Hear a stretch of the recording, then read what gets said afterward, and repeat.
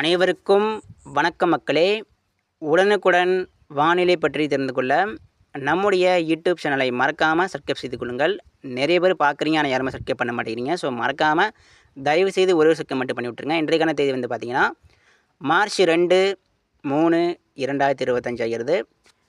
நம்ம தமிழகத்தில் காற்று சுழற்சி காரணமாக தென் மாவட்டம், டெல்டா மாவட்டங்களில் மழை என்பது நாளை மற்றும் நாளை மறுநாள் வரைக்கும் இருக்கிறது, காத்திருக்கிறது. அதுக்கப்புறம் மழை இல்லைங்க. எல்லாருமே இந்த அறிக்கையை முழுமைக்கும் கேளுங்க. நான் வந்து சொல்லியிருக்கேன். இலங்கையில் அடுத்தடுத்து வரக்கூடிய மணி நேரங்களில் மழை பதிவாகும். டெல்டா மாவட்டங்களுக்கும் தென் மாவட்டங்களுக்கும் அடுத்தடுத்து வரக்கூடிய மணி நேரங்களில் மழை பதிவாகும். ஸோ எல்லாருமே இந்த அறிக்கையை முழுமைக்கும் கேளுங்க. மிக கனமழை வரைக்கும் தற்பொழுது பெய்து கொண்டு வருகிறது. ஏன்னு கேட்டிங்கன்னா, இலங்கை வந்து ரொம்ப கீழே இருக்குங்க. அதாவது நம்ம மேப்பு பார்த்தீங்கன்னா, நம்ம வந்து மேலே இருப்போம். இலங்கை வந்து ரொம்ப கீழே. இலங்கை பார்த்திங்கன்னா, எந்த ஒரு சிஸ்டம் வந்தாலும் இலங்கைக்கு தான் இனிமேல் பெனிஃபிட் கொடுக்கும். அதாவது இலங்கையை பார்த்திங்கன்னா மையமாக வைத்து கனமழை முதல் மிக கனமழை வரைக்கும் கொட்டி தீர்க்கும். ஏன்னு கேட்டிங்கன்னா, இலங்கை வந்து ரொம்ப கீழே இருக்குது. அந்த கீழே இருப்பதனால என்ன ஆகுன்னு கேட்டிங்கன்னா, திருகோணமலை, அதே போல் கிளிநொச்சி, தெற்கு இலங்கையை பார்த்திங்கன்னா மிக மிக கனமழை தற்பொழுது பெய்து கொண்டு வருகிறது. இந்த நேரத்தில் மாலை ஒரு 6 மணி நிலவரப்படி பார்த்திங்கன்னா இலங்கையில் மையமாக வைத்து அதீதமான மழைப்பொழிவு தற்பொழுது பதிவாகி வருகிறது. இது காரணம் என்னென்னு கேட்டிங்கன்னா, சுழற்சி இப்போ இலங்கை கடந்து இப்போ வந்து மாலத்தீவு பக்கம் போயிடுச்சு. இப்போ நம்ம தமிழகத்தில் பார்த்திங்கன்னா தமிழகத்துலேயும் மழை பெய்யுது. டெல்டா மாவட்டம் மழை பெய்திருக்கிறது, தென் மாவட்டங்களில் மழை பெய்திருக்கிறது. ஆனால் வடக்கு பகுதி சுத்தமாக மழை இல்லை. தருமபுரியில் மழை இல்லை, சேலத்தில் மழை இல்லை, சென்னையில் கூட மழை இல்லை. வடக்கு பகுதியை ஒதுக்கி விட்டது. இதுக்கு காரணம் என்னென்னு கேட்டிங்கன்னா, அதாவது காற்றோடைய அமைப்பு. அதாவது குளிர்காற்று பெரும்பாலும் வருகிறது. அதிகமான ஈரப்பதம் காற்று, ஓரளவு ஈரப்பதம் காற்று டெல்டா தென் மாவட்டங்கள் வழியாக போகிறது. அப்படி போகும்போது மழை வந்து கொடுத்துட்டு போகுது. அதே அதிகமான ஈரப்பதம் காற்று அப்படிங்கிறது இலங்கையில் தான் இப்போ நுழையுது. திருகோணமலை இலங்கையை மையமாக வைத்து அதிகமான ஈரப்பதம் காற்று, அதாவது கிழக்கு காற்று. அதாவது இந்த காற்று எங்கேருந்து வருதுன்னு கேட்டிங்கன்னா, வட இந்தியாவிலிருந்து வரல.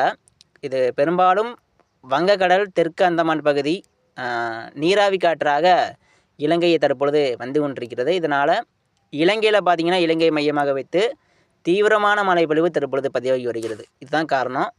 அதாவது அந்த காற்றோடைய அமைப்பு. ஏன்னு கேட்டிங்கன்னா, நிறைய மக்கள் வந்து கேட்குறாங்க, என்ன சார் இது காற்று சுழற்சின்னு சொன்னீங்க, மழை வரும்னீங்க. இப்போ எங்கள் ஊரில் மழையே இல்லை, ஆனால் பக்கத்து ஊரில் மழை பெய்யுது. ஆனால் இலங்கையில் பார்த்திங்கன்னா தினசரி மழை என்பது இப்போ அதிகமாக இப்போ பெஞ்சிகிட்ருக்கு. ஏன்னா இலங்கையில் இருக்கும் மக்கள்லாம் ரொம்ப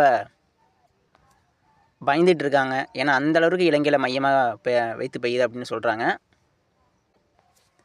ஸோ கண்டிப்பாக இலங்கையில் ஏன் அதிகமாக மழை பெய்யுதுன்னு கேட்டிங்கன்னா, இந்த சுழற்சி அப்படிங்கிறது இலங்கைக்கு நெருக்கமாக வந்தது. அதாவது இலங்கைக்கு தெற்கு புறம் தான் வந்தது. கடலில் இப்போ போய் இப்போ மாலத்தீவு பக்கம் போயிடுச்சு. இந்த மாலத்தீவு பக்கம் போனாலும் இலங்கையில் வந்து நல்ல மழை அப்படிங்கிறது இன்னும் ஒரு 4 தினங்களுக்கு இருக்குது. ஏன்னு கேட்டிங்கன்னா, ஈரப்பதம் காற்று வந்து வரும்.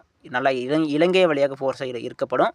இதனால் க்ளவுட், அதாவது மேகமூட்டம் உருவாகி மழை சாதகத்தை அதிகமாக ஏற்படுத்தி இலங்கையை வந்தடையும் போது அந்த காற்று வந்து குளிர்காற்றும் இந்த ஈரப்பதம் காற்றும் ஒன்றிணைந்து நல்ல ஒரு பெனிஃபிட் இலங்கையில் வந்து அடுத்தடுத்து வரக்கூடிய நாட்களில் கனமழை முதல் மிக கனமழை வரைக்கும் ஒரு 4 தினங்களுக்கு கொடுக்கும். ஸோ இப்போ நம்ம தமிழகம் முழுவதும் மழை பெய்யணும்னா இந்த சுழற்சி ஒன்று வட இலங்கை வந்திருக்கணும், அப்படி இல்லைன்னா தமிழகத்தில் நெருக்கமாக வந்திருக்கணும். இது வந்து இப்போ இலங்கைக்கு நெருக்கமாக சொல்வதை விட இலங்கைக்கு தெற்கு புறம் அப்படியே போயிடுச்சு. ஸோ நம்ம தமிழகத்தில் பக்கத்தில் வரணும், க்ளோஸாக. அதாவது மன்னார் வளைகுடா பகுதியோ அல்லது தென் மாவட்டம் பக்கத்துலேயோ அல்லது டெல்டா மாவட்டம் பக்கத்துலேயோ வரணும். அப்போ தான் தெற்கு அப்போ இலங்கை கூட மழை இருக்காது. அந்த சுழற்சி நம்ம பக்கம் வந்துச்சுன்னு வச்சுக்கோங்களேன், ஒட்டுமொத்த மழையும் தமிழகம் தான் பெறும். ஏன்னா அதற்கு வந்து இந்த செட்டிங்ஸ் தான் காரணம். அது வந்து எங்கே அமையுதோ, எந்த இடத்துல இருக்கோ அது பக்கத்தில் தான் மழை பெய்யும். எனவே தமிழக மக்கள் தயவுசெய்து கவலைப்படாதீங்க. இந்த சுற்று மழை பொறுத்த வரைக்கும் இது வந்து ஒரு சிறிய சுழற்சி, காற்று சுழற்சி அப்படிங்கிறத. இது வந்து மிகப்பெரிய ஒரு சுழற்சி தான். இது நம்ம பக்கத்தில் வராமல் இது வந்து தெற்கு இலங்கை கொஞ்சம் குமரிக்கடல் தாண்டி இப்போ வந்து மாலத்தீவு பக்கம் போயிடுச்சு. அது அடுத்தடுத்து வரக்கூடிய நாட்களில் மாலத்தீவு விட்டு கொஞ்சம் விலக ஆரம்பிச்சிடும். அப்படி இல்லைன்னா செயல் இழுந்துடும், கண்டிப்பாக வீக்காயிடும். ஏன்னு கேட்டிங்கன்னா, அது வந்து குளிர்காற்று ஈர்க்கப்படும் பொழுது கண்டிப்பாக அது வந்து மேற்கு நோக்கி நகர்ந்து மாலத்தீவு விட்டு நகர்ந்துச்சு அப்படின்னா அது போயிடும். அது தீவிரமடைந்தால் கூட அது அப்படி மேற்கு நோக்கி தான் போகும், நம்ம நோக்கி வராது. இந்த சுற்று மழை வந்து டெல்டா மாவட்டம் ஓரளவு மழை வந்து கொடுத்துருக்கிறது. குறிப்பாக தஞ்சாவூர் மாவட்டம் மழை பெய்து விட்டது.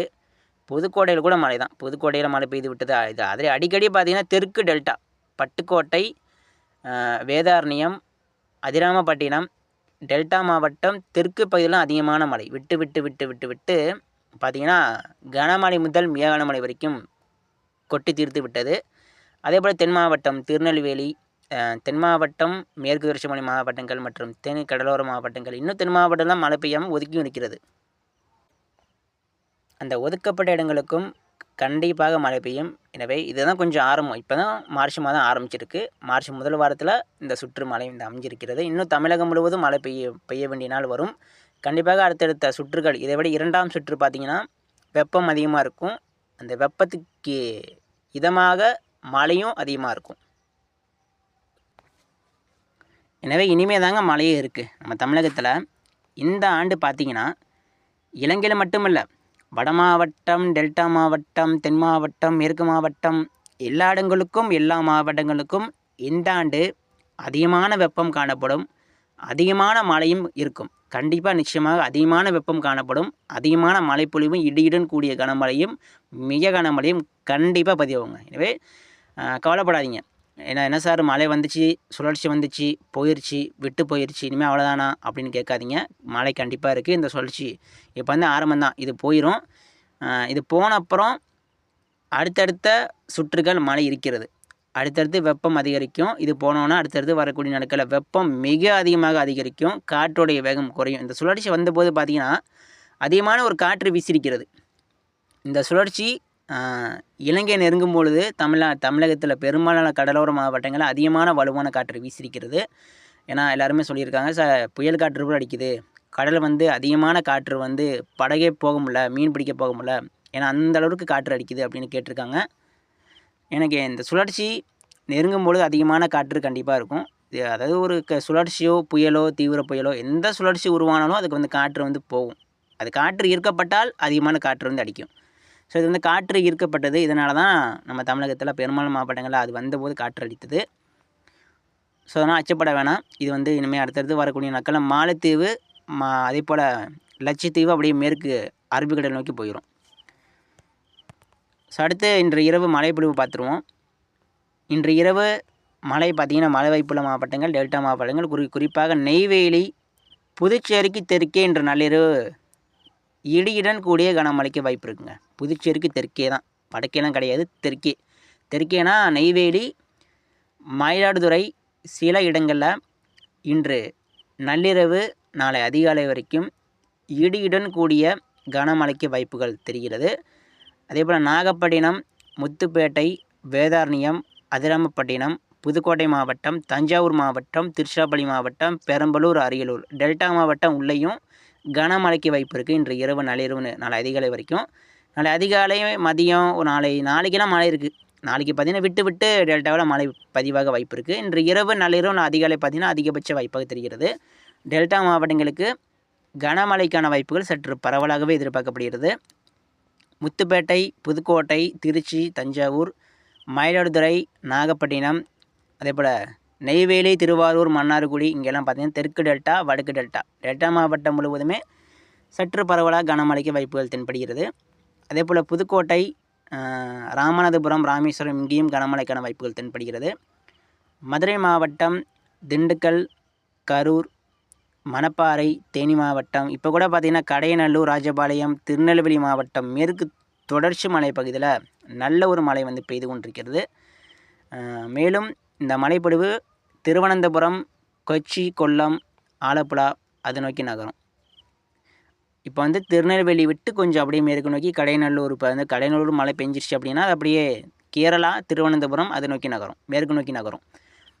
அடுத்தடுத்து வரக்கூடிய மணி நேரத்தில் ராஜபாளையம், கடையநல்லூர், திருநெல்வேலி, நாகர்கோவில், தூத்துக்குடி, தென் கடலோர மாவட்டங்கள் மற்றும் தென் மாவட்டம் உள்பகுதி இங்கேயும் இடியுடன் கூடிய கனமழைக்கான வாய்ப்புகள் சில இடங்களில் தென்படுகிறது. நீலகிரி முதல் கன்னியாகுமரி வரைக்கும், இதில் குறிப்பாக கோயமுத்தூர், பொள்ளாச்சி, வால்பாறை, தேனி மாவட்டம், தென் மாவட்டம், மேற்கு தொடர்ச்சி மலை பகுதி முழுவதுமே இடியுடன் கூடிய கனமழைக்கான வாய்ப்புகள் அதிகம் தென்படுகிறது. எனவே தென் மாவட்டம் பொறுத்த வரைக்கும் மார்ச் 1 மழை இருக்குது, மார்ச் 2ஆம் தேதி, மார்ச் 3ஆம் தேதி வரைக்கும் சில இடங்களில் கண்டிப்பாக மழை இருக்கும். தென் மாவட்டம் முழுவதுமே மார்ச் 2, மார்ச் 3, மார்ச் 4ஆம் தேதி வரையும் கூட மழை வந்து விட்டு விட்டு தொடர வாய்ப்பு இருக்கிறது. எனவே தென் மாவட்ட மக்கள் கவனம் பாருங்க. தென் மாவட்டங்களுக்கு மார்ச் 4ஆம் தேதி வரைக்கும் கனமழைக்கான வாய்ப்புகள் அதிகம் தென்படுகிறது விட்டு விட்டு. அதேபோல் காரைக்குடி, புதுக்கோட்டை, திருச்சி, சேலம் மாவட்டம், தெற்கு பகுதி, ஈரோடுக்கெல்லாம் லேசான மழை தான். சேலம், ஈரோடு, ஆத்தூர், தருமபுரி, கிருஷ்ணகிரி இந்த மாவட்டம் பெயரை சொல்லலை அப்படின்னு நினைக்காதீங்க. இது வடக்கு பகுதியில் மழை வாய்ப்பு இல்லை. காஞ்சிபுரம், வேலூர், சித்தூர், கிருஷ்ணகிரி, தருமபுரி, அதே போல் ஈரோடு இங்கெல்லாம் பார்த்தீங்கன்னா லேசான மிதமான மழைக்கு மட்டுமே அதிகபட்ச வாய்ப்பு. சென்னைக்கெல்லாம் லேசான மழைக்கு மட்டுமே வாய்ப்பு. கனமழை அப்படிங்கிறது வட மாவட்டங்களுக்கும் வட உள் மாவட்டங்களுக்கும் மார்ச் மாதம் இறுதி அல்லது ஏப்ரல் முதல் வாரம், அது அடுத்தடுத்து வரக்கூடிய நாட்களில் தொடர்ந்து கண்காணிக்கப்பட்டு வருகிறது. அடுத்த சுற்று மழை எப்போது அப்படின்னு நம்ம தொடர்ந்து கண்காணிக்கப்பட்டு வருகிறோம். கண்டிப்பாக அடுத்த சுற்று மழை வேலூர், சித்தூர், காஞ்சிபுரம், வட மாவட்டம், வட உள் மாவட்டம், வடக்கு மாவட்டங்களுக்கு அதிகமான மழை வந்து பதிவாகும் அடுத்த சுற்றில்.